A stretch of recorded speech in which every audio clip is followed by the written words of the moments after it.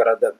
இதே போலதான் லோன் எடுத்து வீடு வைப்பதும் பாருங்கள். அநேகர் இன்றைக்கு லோன் எடுத்து வீடு வைத்து அதன் மூலமாய் அந்த லோனை அடைக்க முடியாமல் பல லட்சங்கள் கடன் பட்டு இன்னுமாக பலர் வட்டிக்கு எடுத்து வட்டி கட்ட முடியாமல் இப்படி அவஸ்தைப்படுகிற ஒரு சூழ்நிலை அனுபவத்தை பலருடைய வாழ்க்கையில காணப்படுகிறது. பலர் இப்படிப்பட்ட ஒரு சூழ்நிலைக்குள்ளாக தள்ளப்பட்டுதான் இன்றைக்கு வேறு வழி இல்லாமல் அவர்கள் தற்கொலை என்கிற முடிவை எடுத்துக் கொள்ளுகிறார்கள். கடன் காரர்கள் நெருக்கும் போது வேறு வழிகள் இல்லை, வேறு எந்த வழியும் இல்லை என்று சொல்லி சூழ்நிலை வரும்போது அவர்கள் தங்களுடைய உயிரை மாய்த்து கொள்ளுகிற ஒரு அனுபவத்தை நம்ம இன்றைக்கு பலருடைய வாழ்க்கையிலும் பார்த்து கொள்ளுகிறது.